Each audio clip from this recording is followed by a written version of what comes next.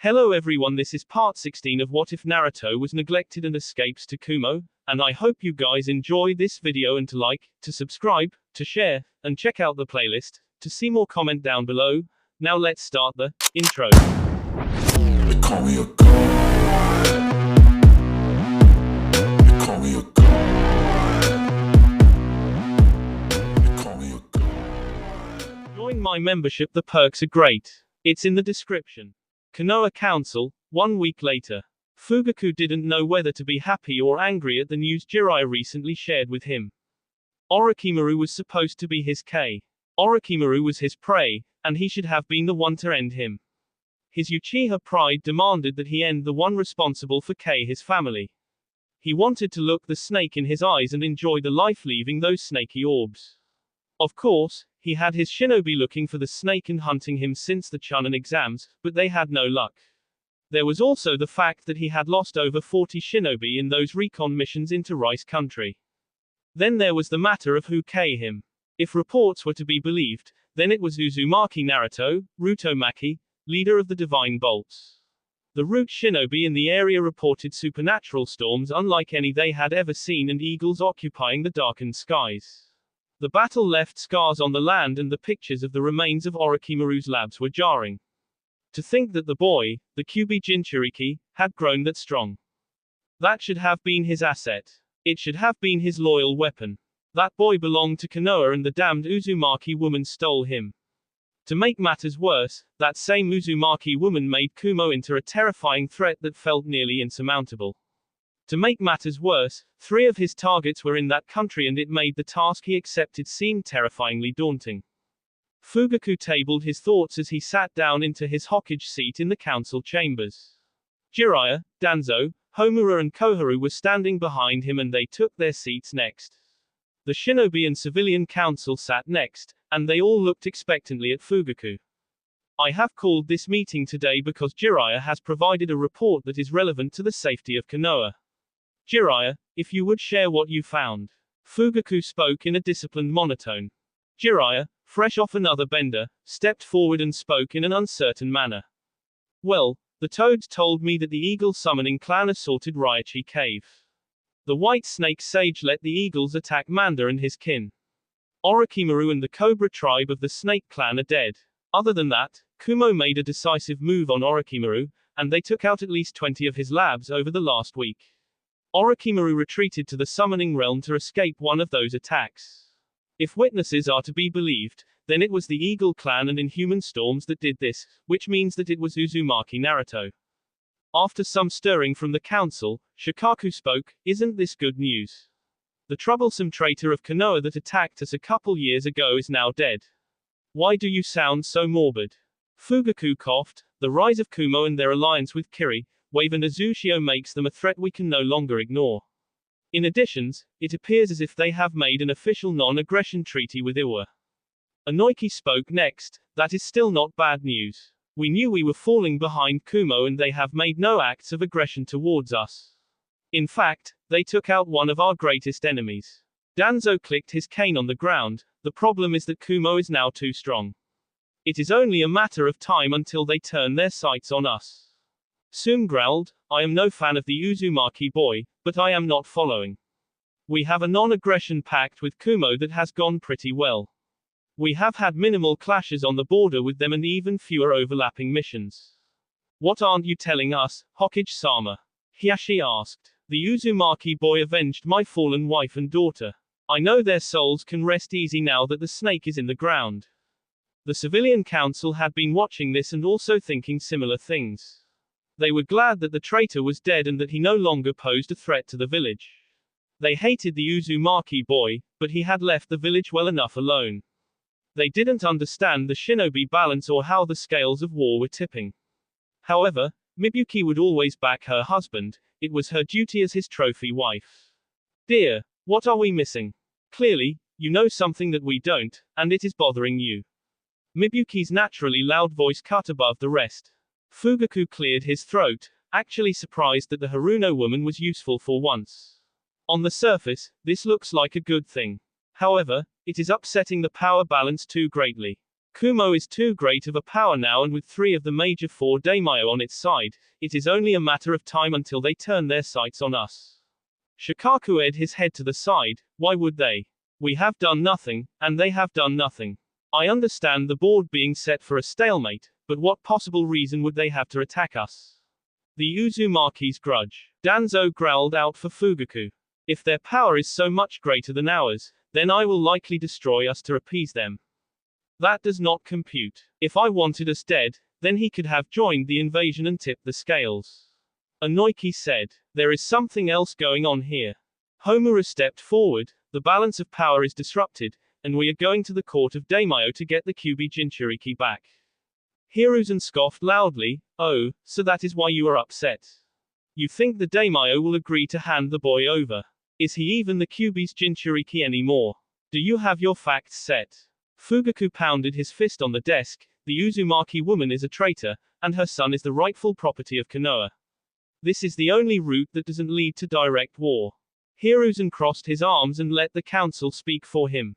Sure enough, Hiashi spoke up. Hokage-sama, on the contrary, this route will likely lead us to war.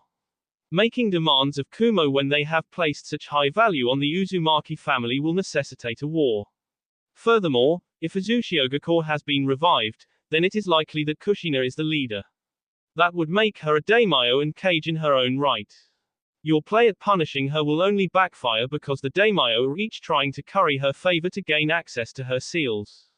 Koharu stepped forward. We must succeed. Konoha was the one that distributed the biju to establish the balance of power. The treaty that the villages signed by Hashirama have maintained the power of balance for the past century. Kumo has no rights to our weapon. Hiruzen laughed and fiddled with his prosthetic arm. Let's say that is true. What is the likelihood that Kumo will concede to your demand? The boy is the heir apparent to the Raikage, and the man sees him as his own son. Kumo idolizes the family, and they have the support of the Lightning Daimyo. Regardless, Fugaku shouted, if we let the current situation play itself out, then it ends with the fall of Konoha. Inaction cannot be tolerated. Shikaku groaned, weren't we going to attempt negotiation with Uzushio? Why skip that and go to the daimyo's court? I agree with Shikaku, we should negotiate directly with them rather than risk this matter in the daimyo's court. Inoiki said, and Chusa nodded. Why can't we just leave the boy alone? Or at the very least have someone assassinate him? Ataru, a civilian counselor that brown-nosed the Uchiha, asked. Danzo answered this, we have already said that leaving the situation alone is untenable. The boy is now firmly in the S ranks, and it makes assassination nearly impossible. Then, allow us to take a team to wave and request negotiations. We were friends with Kushina, and she should grant us an audience. Hiashi said, she was close with my wife, which is likely another reason that her son attacked Orochimaru. She lost her 2 closest friends during the invasion. Shikaku perked up, let us try diplomacy first. We cannot afford a war. We have not recovered from the invasion, and war would put us against Kumo, Kiri, and possibly Azu. Fugaku sighed, let's take this to a vote. Keep in mind that Kumo has shinobi stationed in Wave, and Wave is a protectorate of Kumo. Rumors say the daimyo is in a relationship with somebody prominent from Kumo as well. Family time. After Naruto's assault on Raichi Cave and the D of Orochimaru, he reappeared at the reverse summoning beacon in the Maki compound. He was passed out in bed within hours, and he slept for 2 days straight without so much as flinching awake. Kushina had brought almost every battle-ready shinobi she had to join Kumo in cleaning up Orochimaru's labs. While that was ongoing, Kushina and the rest of Naruto's girls attended to him, but he was just out like a light for 2 whole days. When Naruto shifted awake, he awoke surrounded by curtains of red hair. The Uzumaki girls had undone the chakra dye when they returned to Uzushiogacore, and the lustrous red hair now coated his chest. He felt Ria snuggled in closely to his right, and he could feel her baby bump pressing into his side. She was somewhere around 5 months pregnant now, and he was excited for the first of the Uzumaki children to be born on Azu. Karen was on his left, and his clumsy researcher was drooling on the left side of his chest. He appreciated them both and placed tender K on each of their foreheads. Of course, this action stirred him awake, and they didn't waste time asking if he was okay. While the two were recovering from an hour-long session, Naruto hopped into the shower to clean off. It was only then that he noticed when he was going through the process of rinsing off his tails. 1, 2, 3, 4. Oh, 4 was ticklish. 5, wait. 5. Naruto spun around and chased his tails in excitement before Hikari's giggles broke him out of that instinctive action. He walked calmly to the mirror and had his blonde tails wrap around his torso. He counted the 5 white tips and couldn't stop the gigawatt smile from breaking out over his face. The smile reflecting in the mirror made Hikari's heart skip a beat and she was more than excited. His growth had been so accelerated. He repeatedly surpassed her wildest hopes for him. Naruto's cheers drew the girls into the bathroom, including Kushina. When he turned around and showed them his tails, it took him a minute for the group of women to get it, but when they did. Holy Kami. Ruto. Rias cheered. Kushina shook her head with a big goofy grin. Sochi. Congratulations. Yay. More tails to cuddle with. Maya squealed like a fangirl. Karen remained quiet and composed, but she had a contented smile on her face as she leaned against the doorway. Congrats, Ruto. I am not surprised after the fight you had. She is right, Ruto.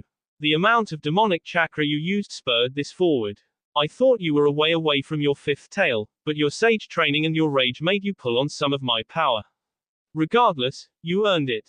Congrats, my love, Hikari said through the mind link. Naruto scratched the back of his neck sheepishly. Thanks, ladies. Hey, where is Tayuya? Kushina smiled softly. She is on bedrest. I removed her cursed seal yesterday and it took quite a bit out of her. Naruto nodded at that and gave his mom a grateful smile. Thanks, Ka-chan. I was so mad when I saw that seal on her. The rest of it was all a blur as my rage took over. Where are Mabui, Samui, Itachi and Amy? They and the rest of the Jonin are cleaning up the remains of Otogakure. We were hired by the Rice Daimyo to do it. He didn't want that many missing nin running around his country. He was mighty grateful to you, by the way, Ruto. Kushina said merrily. Kitsunbe stuck his head into the room with a tired look on his face. What was all that noise about? He asked while yawning. Naruto got his 5th tail. Rias said proudly while latching onto Naruto's arm. Kitsunbe's eyes widened. Oh, wow. That's impressive. How old are you again? 16. Naruto replied simply. 5 tails in 16 years, Kitsunbe muttered in disbelief, which made Hikari laugh out loud in the mindscape. She would have come out, but Naruto's body was still recovering. Naruto joined the family for breakfast before going to the Raikage's office with Kushina. He had to check in with his master and give him an update. It had been quite a while since he checked in with the Raikage and there was quite a bit that he would have to update him on. Thus, Naruto, his B-clone, Kushina, B, Yugito, Darui and Karui were gathered in the office for a meeting. Naruto explained his sage training to them, and he explained exactly what happened in the summoning realm. So, the Great White Sage just let you fight Orochimaru, Manda and the Cobra tribe? I asked in disbelief. EY? Yo, the snakey didn't want to catch hands, it was clear who was the man. Sage or no, nobody messes with Ruto. B said in his arrhythmic rap. This made the room laugh while I buried his head in his hands. Naruto chuckled. Yeah, well, evidently the Eagles beat the snakes in 2 of the past wars. The Eagles had abstained from participating in wars for the past 200 years, but they were more than willing to rally behind me. That's my Sochi. Kushina beamed. I nodded and continued, so, there is no war between the Eagles and snakes. Naruto nodded. Okay, good. Now, what is the update on Makai? Naruto shrugged. I had a clone team working on my dad's notes. We are not to a production stage yet, but it shouldn't take too long to get to the first test phase. It also gave me a good idea for my Haration that may enable me to travel across countries. Every leaned in for this one, but it was Kushina that was most excited. Well, spill it. That would mean you could come to New Zoo more often. Naruto nodded and offered a smile. Well, the beacon component in my father's notes is strong enough to feel through dimensions. I was thinking, maybe I can make stronger beacon tags that I can leave in each of my main locations. Kushina nodded and got into a thinking pose. Okay, so you put more power into the beacon so you can feel it from further away. Makes sense. How will it affect the formula?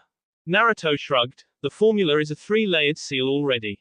I could just alter the beacon, summoning seal and make it bigger. I have a clone team on it, and I will be bringing a test with me when we go to a zoo for the weddings.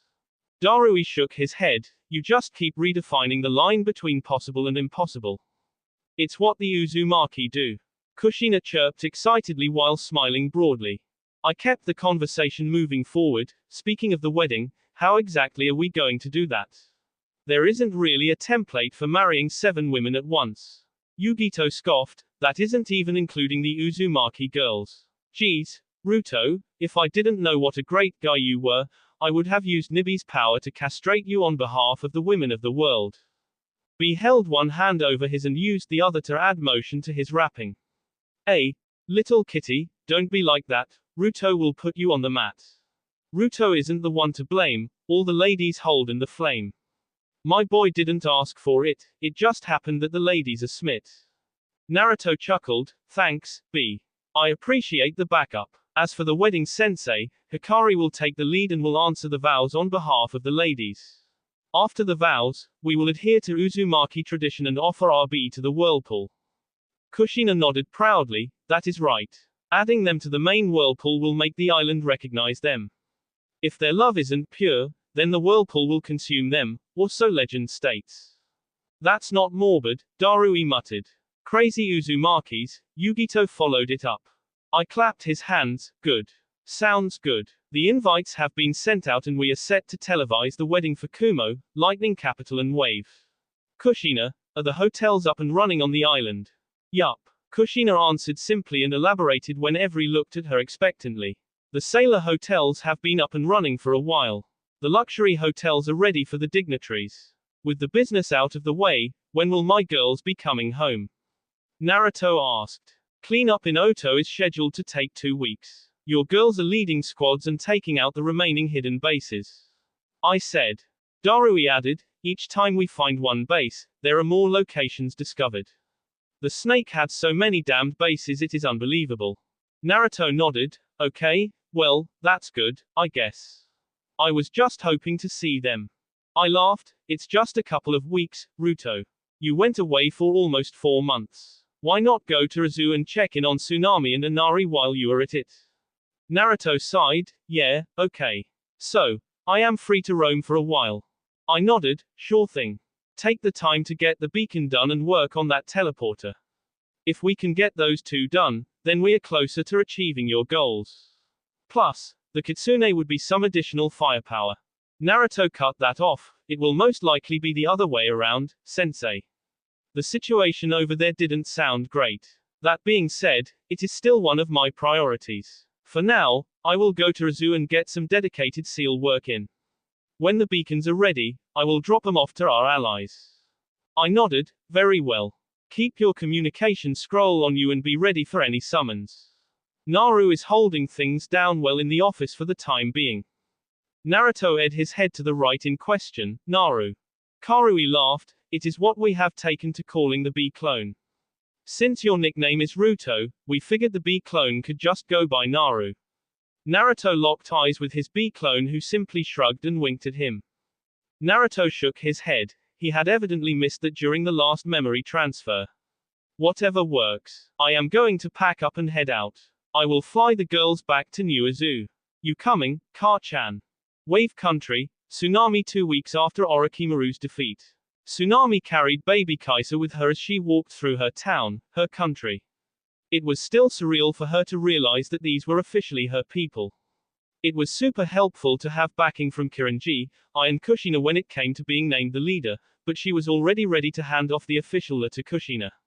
She wanted to help Kushina govern over Wave, but the lure of Daimyo didn't feel right to her. She looked down at the sleeping boy that was resting in the swaddle she wore. He was almost a year old, and he had really developed. She loved his sun-kissed blonde hair that had the ocean blue tips. It was the perfect combination of his father and herself. The angelic baby face was so content while he was sleeping that it filled her heart with joy. She adjusted the swaddle carrier a bit on her shoulders and looked up into the town. Ushio village was fully recovered from Gato. The buildings were new and pristine, there were 3 active ports, and the town was bustling with life and activity. She walked past 2 Kumo shinobi who bowed reverently to her, which she returned in kind. They idolized Naruto, and every Kumo shinobi that went through a rotation in Wave treated her with the same respect that they gave Naruto. It was yet another thing that Tsunami was grateful to her blonde stud for. Thinking of Naruto still made Tsunami blush. That young man had been such a blessing on her family and country. He readily stepped into the father role for Inari, and he blessed her with Kaisa. Rather than act like some sperm donor, he has incorporated her into his family, and she couldn't ask for any more. His tender touch, loving eyes and protective nature made Tsunami thank Kami for him multiple times a day.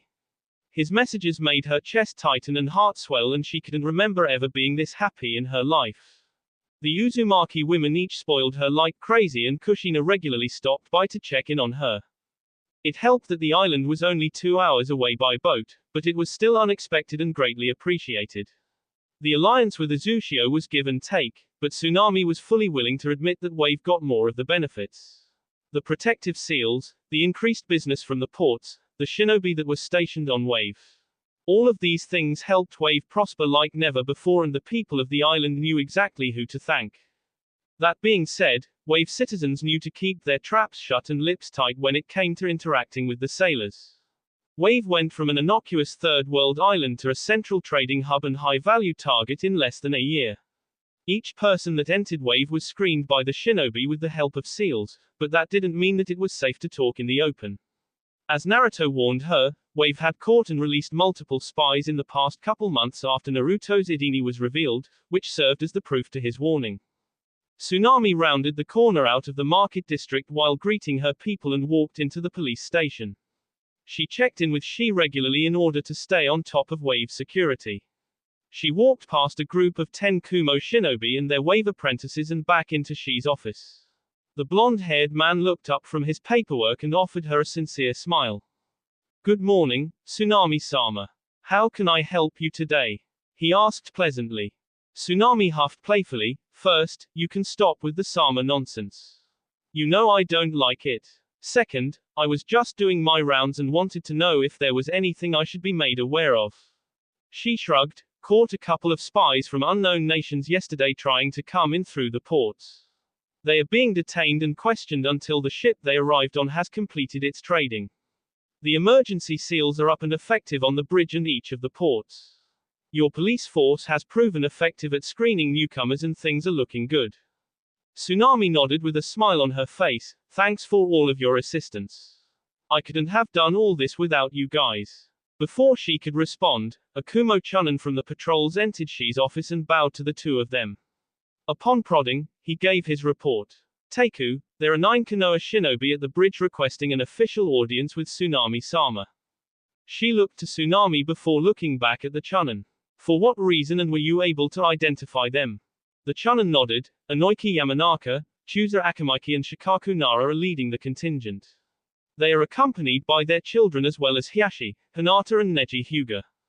She frowned. "That is an information extraction team if I have ever seen one. Did they state their purpose for the meeting?"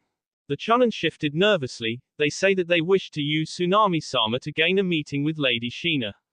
Kumo shinobi still referred to Kushina in this way out of habit and as a matter of respect. Tsunami didn't like this. She didn't have a way to protect herself from such shinobi, and even the garrison here would be hard-pressed to deal with such a team. "What should we do, Shi-san?" She was already writing a message on a scroll. "I will inform Lady Shina, Ruto and the Reikage first of all. Second, you should hand off baby Kaisa to your protective detail and get ready for an official proceeding." He then turned to address the Chunin. "You will have them wait in the inn on the Fire Country side of the bridge." Shukaku saw the same Chunin approaching the guard post alone, and he knew that things were going to be troublesome. He informed the group to stay calm and let him handle things, which really wasn't a problem for them. "I am sorry for the wait, Nara-san. Daimyo-sama requests that you wait at the inn on the Fire Country side of the bridge. A representative will be out to speak with you shortly." The Kumo Chunin said. "Why can't we wait in the city? We watched a bunch of merchants go past us on the bridge." Ino chimed into the conversation despite the fierce look from her father. Inoiki spoke up. "I apologize for my daughter's rudeness, but I would like to know the answer to that as well. Konoha is on good terms with Wave, and it has a non-aggression pact with Kumo. The Chunin shifted uncomfortably. My orders are to have you wait in the inn.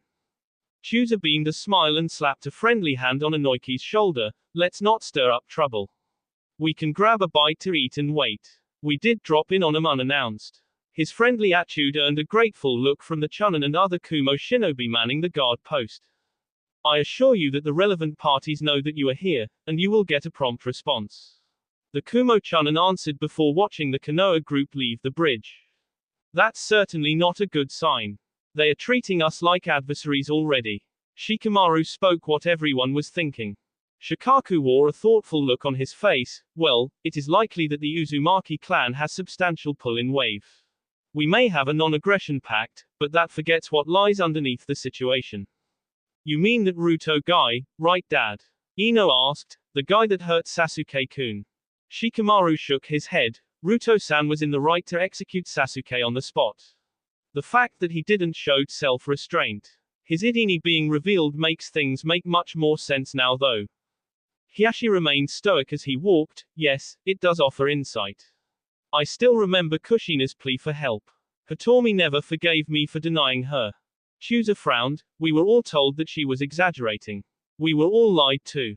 And then Naruto died, right? Hinata asked the group. That is what we believe. Shikaku said. Which begs the question of how he is alive. There are too many unknowns to make sense of the situation. Elsewhere, Naruto and Kushina were looking at the scrolls and communicating with Ai on how best to handle things. Naruto was insistent on going and not leaving Tsunami to handle this alone. Kushina wanted to just go and get this over with. Ai was pleading for caution because he didn't wish for failure or an open declaration of war. All in all, they were split on what to do and they were trying to get it sorted. They expected an envoy at one point or another. Honestly, they expected it to come sooner than it did. That being said, they were still hiding a great many secrets from Konoha, and they were already making preparations to move against them. Kitsubi's information that confirmed the Akatsuki missing nins working for Fugaku was more than enough reason to treat them as hostiles. Thus, Naruto made the decision that he would go and stand by Tsunami. He would play gate guard for his mother, and she would only meet with him if he deemed it safe. That led to a mid-afternoon meeting between Naruto Uzumaki and the Konoha messengers. He picked him up from the inn and laid out some ground rules. Any use of jutsu would be considered an act of hostility. Any activation of the Byakugan would be taken as an act of hostility. Any snooping or leaving the group would be taken as an act of hostility and cut off all future communication attempts. The Konoha group agreed, and they trailed the massive and intimidating figure of Naruto Uzumaki. As they walked, everyone noticed the prosperity of Wave and the substantial safety measures that were in place. There were at least 3 barriers on the bridge they crossed. There was another guard post and defensive barrier on the Wave side of the bridge. There were buildings protected by seals that they had never seen before, and there was an obvious police and shinobi presence. One thing made itself clear to the Konoha group. They were expecting intruders and they were ready to handle them.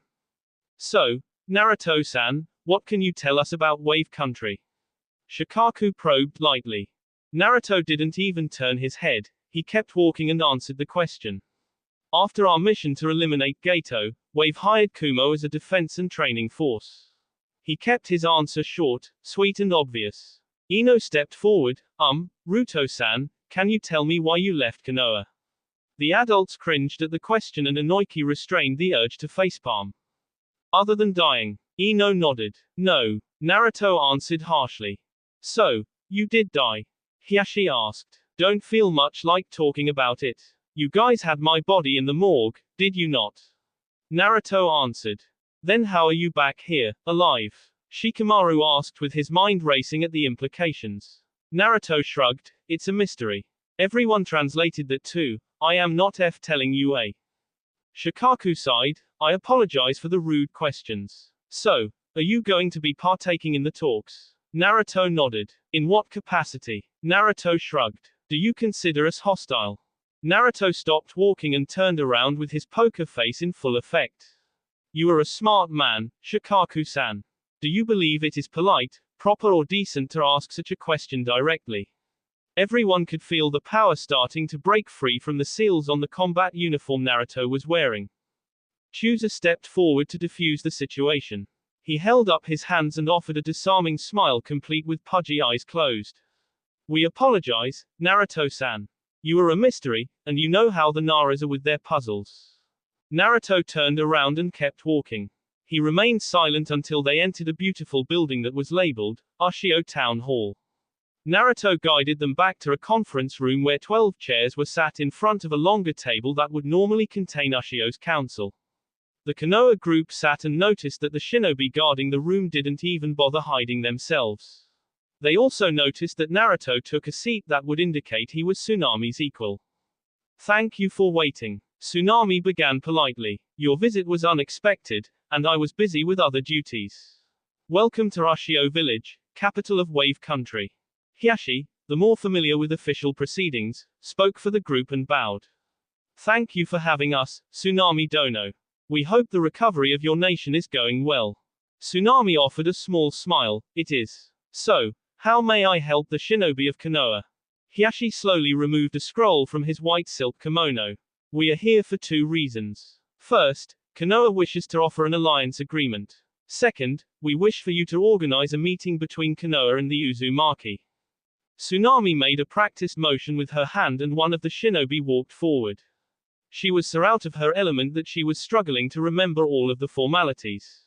She was grateful Naruto was here to assist her through the shinobi grabbed the official scroll with the seal of the Hokage on it and brought it to Naruto. Naruto inspected the scroll for traps before handing it to Tsunami. This action told the Konoha group a lot about the pecking order of things in Wave. Tsunami delayed reading the alliance scroll. I will have my council review this later and I will send a messenger with our response. As for Lady Shina, I will leave that to Naruto-kun to handle. Naruto nodded. What business do you have with my mother? His tone was perfectly balanced and professional, but it had just enough menace to make the shinobi choose their words carefully. Do you speak for Uzushio-gakure, Uzumaki-san? Hiashi asked. No, my mother is capable of speaking for herself. Then, I believe it best for us to leave it at a request for a meeting, then. Declined. Naruto answered immediately. Why an immediate denial? Does she not wish for old alliances to benefit both countries? Hiashi asked. To what are you referring, Hyuga Dono? Naruto countered. Uzushio and Konoha are historical allies bonded by and marriage. Hiashi answered. It is mighty convenient to have selective memory, isn't it, Hyuga Dono? Naruto snapped back. Konoha has always honored the alliance with Uzushio. It is why we still bear your clan emblem. Hiashi said while struggling to maintain his professionalism. Do you believe that? Truly? Naruto asked. Yes, I do. Then you can leave. I have no tolerance for ignorant fools. Naruto said with finality. Uzumaki-san, please wait. We are friends of your mother. We only wish to speak with her to avoid the situation escalating. Chooser said out of turn. Akamaki-san, for the year that my mother requested your support while I was being beaten, what did the Akamaki clan do? Chooser's chin sunk to his chest. Naruto looked at the rest. The same question can be asked of each of you. If you have a good answer, I will entertain this conversation. If you have drivel, then you may leave now. Uzumaki-san, it wasn't as black and white as you make it seem. There were other factors at play. We had our orders from our Hokage. Inoiki pleaded. Naruto barked out a brief and derisive laugh. Ha, you see, Yamanaka-san, that would qualify as drivel. Friends don't act the way each of you acted, so your claim to friendship is mute. What would you know about it, boy? Hiashi growled. He had stomached the tone and he was through with it. Naruto held up a hand to stop the shinobi from acting and Tsunami for protesting. I lived through it, Hyuga-san. In fact, the only clan I would consider pardoning of those offenses would be the Nara. Shikamaru nodded in understanding, but Hiashi didn't know. And what made the Nara different than the rest? Naruto shook his head. Well, Hyuga, the Nara didn't instruct their children to isolate me. The Nara never took part in the beatings and Shikamaru remained my friend until the day I died in that village. You see, it wasn't like I was setting a high bar. Just don't be AD and treat me and my mother like a human being. But you were a demon. Ino shouted out of turn. Naruto barked out a laugh. Oh, is that what you were told? Then you are as ignorant as the rest of the fools. Enjoy your trip back to Konoha. Tsunami tossed the alliance scroll to Hiashi, and I see no need to read that. Good day. Do you wish for war, boy? Hiashi growled after shaking off Chuse's hand. Because that is what you will get if you continue on this path. Naruto rose to his feet at that. Do you think you could win a war, Hyuga? Do you think even this group here could survive me alone? Do you think that we are scared of war? Speak carefully, Hyuga, for your words may go down in history. Naruto's threatening growl was accompanied by a key that frightened the Konoha group to its core. Shikaku immediately stood up. Naruto. We are here to avoid a war. We are here to avoid needless and senseless loss of life. So, you walk into foreign lands with demands from the once mighty Konoha. You expect me to grant you an audience with a woman that Fugaku and Danzo undeniably tried to murder for the express purpose of isolating me and making me their weapon. Ask yourself, Shikaku, am I the one being unreasonable? Naruto's tone escalated throughout. That is enough, Sochi, a soft and serene voice called. I will take it from here. Every head in the room turned to Kushina where she walked out in a majestically beautiful red kimono that was modeled after the one Hikari wore. It accented her beauty and feminine wiles, but the two swords at her hip reminded everyone that she was a mother first, warrior second, leader third and finally a diplomat. It was clear that she prioritized them in that order too. KK Kushina, Hiashi muttered in shame. Kushina turned a hardened gaze on Hiashi. You are not the man that was Minato's best friend. You have led your family to ruin, and I forbid you to speak to me again. The only one allowed to speak is Shikaku. Should you ignore this demand, then you will be thrown out of Wave Country. Her voice was firm and broached no arguments. Shikaku stood forward. Are you the leader of Wave Country?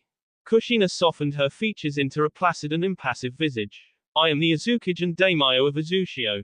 We have assigned Tsunami Dono as the governor of Wave and the country is under my protection. Shikaku gulped. Are you open to an alliance with Konoha? Not at this time. Kushina responded resolutely. Why not? Shikaku followed up with. Your friends are back in Konoha. Kushina's impassive visage cracked, and her hair started flaring. Friends. I believe Mai Sochi already addressed that presumption. As for why not, Fugaku tortured Mai Sochi for a full year and it ultimately killed him shortly after he attempted to have me assassinated. Shikaku stirred. What makes you think he tried to assassinate you? Other than back-to-back S-rank missions with no break. Kushina asked with her red eyebrow and Shikaku nodded. That's easy, an Uchiha plant and 20 root shinobis showed up to kill me. I faked my S and when I returned to Konoha, Mai Sochi was dead. Now tell me, Shikaku, does that sound like an ally to you? No. Shikaku answered sadly before he raised his head. Where does that leave us? Keep your nose and business where it belongs. I do not wish anything of Konoha other than to leave me and my family alone. Kushina answered bluntly. Shikaku sighed. This is going to be troublesome. What happened to the Kyuubi? Kushina shrugged. Don't know. Mai Sochi is not a Jinchuriki, if that is what you are asking. Then what is he and how is he alive? Shikaku countered while the rest of the Konoha group was completely enraptured by the conversation. He is none of your business. Take this message to Fugaku and tell him verbatim. If he moves on my family or any of our allies, then I will not leave Konoha standing. If any of his spies poked around Azu, Wave or Kumo, then they will be sent back to him in pieces. We are not scared. Shikaku gulped at the key and the direct threat. His eyes took in Kushina in all of her majesty, and they flickered to the man that towered over her protectively. Understood. We will take our leave. Kushina called and she appeared bowing. Escort them to the inn on the other side of the bridge and pay for their overnight stay. If they attempt to re-enter Ushio, then they are considered hostile. Yes, Lady Shina, she said with a bow. As the Konoha group was escorted out, Naruto wrapped his mother in a hug and her chest began heaving in frustration. They knew that this would happen, and they were concerned about what would come next. They played on Konoha's ignorance of what happened with Naruto and used it to weave a narrative that would leave them in the dark. They had no illusions about Konoha's response. It was time for Cold War, and it was only a matter of time until it went hot. Part of the planned response was for Tsunami to reside in New Azu until Konoha was dealt with. The Wave Council agreed to this, not like they had much say in it, and Tazuna would act on her behalf while she would travel to Ushio for the weekly council meetings. Azushio would be on complete lockdown and only the merchant vessels with seals of the Uzumaki would be able to get through the barriers. They also strengthened the military presence in Wave because it was clear that would be the easiest and most obvious target for Konoha. One bright side of these changes for Tsunami was a couple nights with Naruto alone in Ushio. When she arrived in Azushio-gakure, she experienced what it was like to share Naruto for the first time. Despite her initial hesitation, she found it pleasant to be surrounded by a big family. It took her a little while to get comfortable with seeing multiple girls with multiple Narutos, but she considered it to be a blessing that only Naruto could provide. The next blessing Naruto gave her was her third child that was baking in her womanly oven. She slapped him something fierce for this because she wanted to look beautiful in her wedding dress. Her protestations halted and everyone cackled with laughter when Naruto made her pass out with manly reassurances. Needless to say, Tsunami was more than ready to become a true Uzumaki by the time the wedding arrived.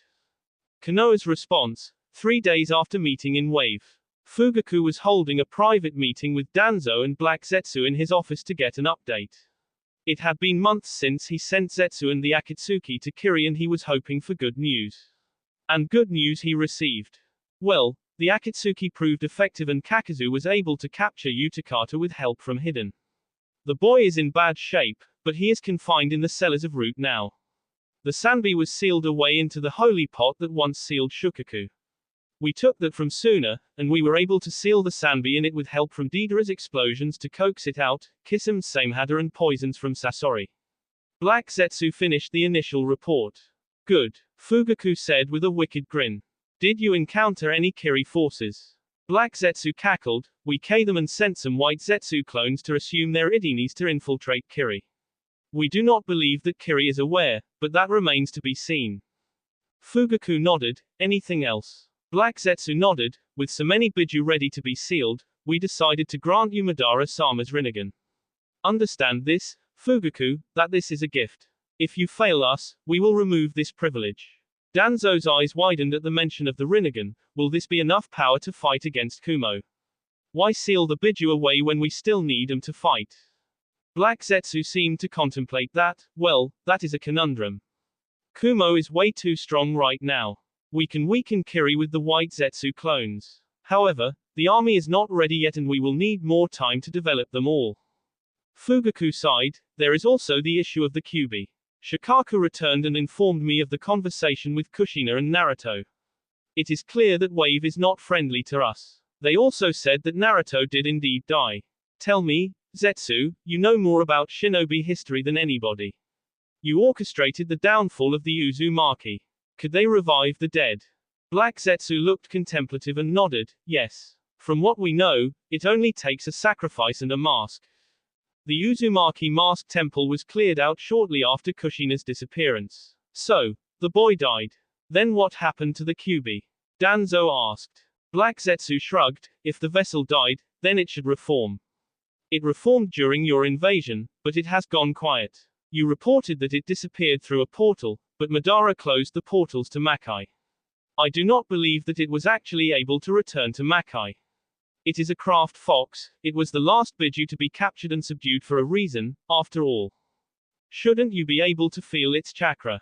Fugaku asked. If the demon uses it, yes. That being said, the Kyuubi is sentient and smart. After being enslaved for the better part of a century, it is probably lying low. Zetsu answered contemplatively. Danzo grunted at that. I say we make new Jinchuriki loyal to us. When the time comes that we wish to seal the beasts, then they won't need to know. Fugaku turned to Zetsu. I want to give my son the 4 tails. It will help with healing his hands and amplify the fire affinity he possesses. Once I give him my Mangekyo, he will possess the eternal Mangekyo. This will make him an asset strong enough to fight against the strongest Kumo has to offer. Zetsu and Danzo nodded. Will the Rinnegan allow me to spare his life when it is time to seal the demon? Zetsu honestly didn't know, but it would be easy enough to manipulate the stupid mortal. Yes, those eyes are the eyes of God.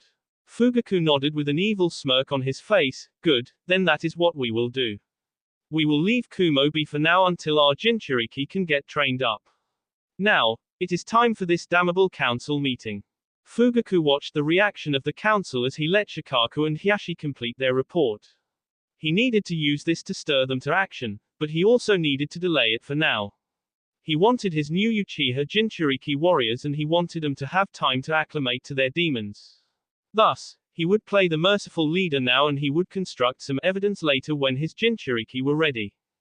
Hokage-sama, what are we going to do about the traitors? Otomba shouted. He was the representative for foreign trade and Kumo's rise had hit him the hardest.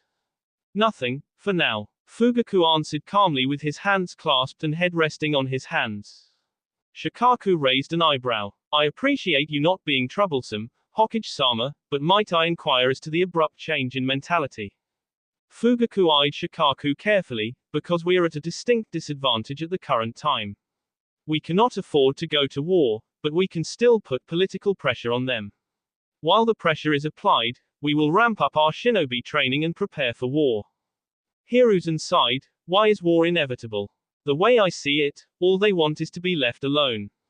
There is still plenty of benefit in letting the past lie where it lay. Danzo clicked his cane. Does it seem like the Uzumaki clan is doing that? They cut off talks before they began. They have a military port with a land bridge into Fire Country.